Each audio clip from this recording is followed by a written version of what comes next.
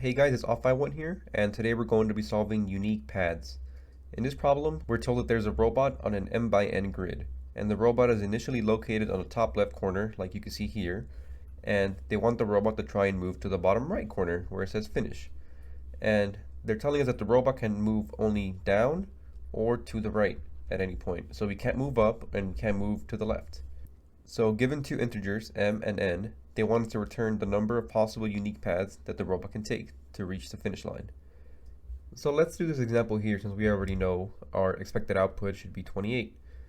So how many unique paths can we take to get to this square right here? Well, we know that you can only go right, so that would be one unique path. But what about over here? Well, this square here is also the same. You can only go down, so that's one unique path. Okay, well what about this square here now? Well, you can either go down and then right, or you can go right and then down. So that's two unique paths. Okay, well what about this square here, this second square? We can only go to the right, so that means there's still only one unique path, and it's actually the case for the whole first row, so we can just set all of these to 1. Because like I said, you can only move to the right in this scenario, so there's only one way to get to all of these squares.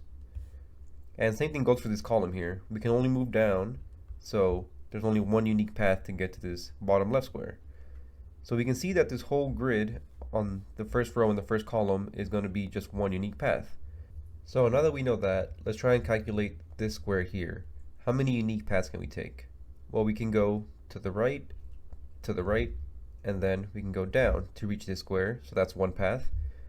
We can go to the right, down, and then to the right again, so that's now two paths.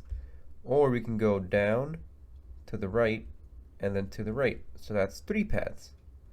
And I'm sure some of you see it already. There is a pattern here. So for example, for this 2 here, we can see that if we add the number of unique paths above it and the number of unique paths to the left, we can get 2. And same thing goes for this 3 here. If we add the unique paths to the left and the unique paths above, we'll get 3. So let's verify that. So for this square here, we would expect a 3 because 2 plus 1 would be equal to 3. So let's try that. So like I said, we're expecting a total of 3 unique paths to get to this square. So let's count them. We can go down, down, and then to the right, that's one path. We can go down to the right and then down, that's 2 paths. Or we can go to the right and then down and down again. So that is 3 paths. So we can see that this pattern does work. So let's follow this pattern and fill out the rest of this grid and see if we get 28 over here. So like I said, let's say we're looking at this square here, then all we would do is add the number above it and the number to the left of it, and that will give us the number of unique paths to get to this square. So 3 plus 3 would be 6. And now let's go through the rest of the grid. So for this square here, we would add 3 and 1, and that gives us 4. For this square here, we would get 10 because 6 plus 4 is 10. And now we do this square. This is 5. This square is 6. This square is 7. Now for this square, we do 10 plus 5, that's 15. 15 plus 6, that's 21. And 21 plus 7 does give us 28. So that checks out. So now we can use this pattern to develop our code. So here I've drawn another example where m is equal to 2 and n is equal to 3. So the array is going to be of size n going that way and of size m going this way.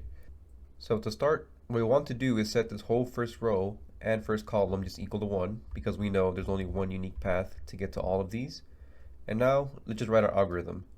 Well, we know that we want to set the current result equal to the result above plus the result to the left. So if we just fill in this array here, 1 plus 1, this would be 2, and then 2 plus 1, this would be 3. And we would return this index at the end. So we want to return result at the bottom right index. And also we want to have some for loops. So we want to run it for n and for m. So for n times, we also want to nest a for loop here for m times. And that should fill in our array, and at the end we just return our bottom right index. So now we can go over the complexities. So our time complexity would be O of n times m. The reason we do that is because we have these nested for loops that are of size n and m. And for space, we're going to have O of n times m as well, because our array is a 2D array of size n by m. But actually, this problem can be solved using just O of n space, and I'll show you how to do that in the code. So let's get into it. To start, I'm going to initialize a variable, and we're going to call it row above, and this is going to be set to all ones for a size n. And the reason I named it row above is because in this code, this is what this variable is going to be used for. From here, we just want to iterate for I in range of m minus 1. The reason we're doing m minus 1 is because the first column is already going to be all ones, so we can just skip over that. And then at this point, we want to make a temporary array. We're going to call it current row, and same thing, we're going to set it to all ones for a size n. And from here, we're going to iterate for j in range of 1 through n. The reason I'm starting from 1 is because the first row is already going to be all ones, and we're going all the way to the end, so that's why we stop at n. And then from here, if you remember, we want to set our current value equal to the value to the left plus the value above. So let's see, how do we do that? So we're going to have our current row at j equal to current row at the left, which is j minus 1, plus row above at j. And this would give us our value at the left. This would give us our value above. From here, we just want to update our row above to be equal to our current row, because in our next iteration, we're going to use current row and we're going to set it to row above. And then from here, you can just return row above at the index n, because that'll be the last index. But actually it should be n minus 1, because at size n, that means that we'll start from 0 and go all the way to n minus 1. And that should work. So as you can see, this code is pretty efficient, and now I'll go through the code manually. So for this problem here, I'm going to make n equals 3 and m equals 2 just to keep it short. And to start, we want to initialize our row above to have all ones for a size n.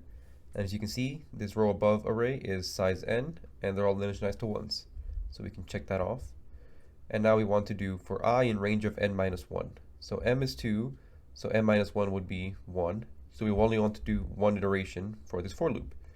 And now we want to initialize our current row, which I've already done here, so we can just check that off. And now we want to do for j in range starting from 1 all the way to n. So we're going to start from this first index and go all the way to the last index. And what we want to do is set current row at j, which is currently 1, equal to current row at j minus 1, which will be the left, plus row above at j. So let's see, current row at j minus 1, that would be this number here, plus row above at j, that would be this number here. So we're going to update this to a 2.